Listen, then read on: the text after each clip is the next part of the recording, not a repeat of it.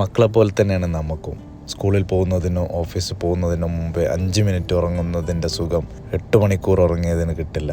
എന്തായാലും കുളിയെല്ലാം കഴിഞ്ഞ് യാസിമോന് സ്വന്തമായി യൂണിഫോമെല്ലാം ഇട്ട് ഭക്ഷണവും കൊടുത്ത് ഈ ചുമന്ന ഡ്രസ്സിൽ നിൽക്കുന്നതാണ് നമ്മുടെ പാത്ത്. പുതിയ ഡ്രസ്സ് ഇട്ടതിൻ്റെ സന്തോഷം അവളുടെ മുഖത്ത് ഒരുപാടുണ്ട്. അവളെ കണ്ട എല്ലാവരും ബ്യൂട്ടിഫുൾ എന്ന് പറയത്രേ. നിങ്ങൾക്ക് തോന്നിയോ?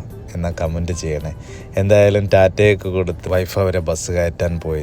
ഞാൻ നേരെ പ്രകൃതിയുടെ ഭംഗിയും ആസ്വദിച്ച് കുറച്ചു നേരം നിന്ന് അയൺ ചെയ്യാനുള്ളത് അയൺ ചെയ്തു, വസ്ത്രങ്ങൾ മാറ്റി. ജീവിതം മുന്നോട്ട് കൊണ്ടുപോകാനുള്ള ഈ നെട്ടോട്ടത്തിനിടയിൽ ഇടയ്ക്കൊക്കെ നമ്മുടെ കുട്ടിക്കാലം ഓർത്തു പോവും. എന്തായാലും അടുത്ത തിരക്കുകളിലോട്ട്. കുറച്ച് ദിവസങ്ങളായി പഞ്ചസാരയെല്ലാം ഒഴിവാക്കിയിരിക്കുകയാണ്, ഓട്സും മറ്റു ചിലതും. ഓഫീസിലെത്തി ചെയ്യാനുള്ള കുറച്ച് ജോലികളെല്ലാം ചെയ്തു. ഇനി സുഹൃത്തിൻ്റെ അടുത്തൊന്ന് പോകണം. എന്തായാലും അവൻ്റെ ഓഫീസിലോട്ടൊന്ന് പോയി. അവൻ ഫാൽക്കൺ പാക്കിലാണ് വർക്ക് ചെയ്യുന്നത്.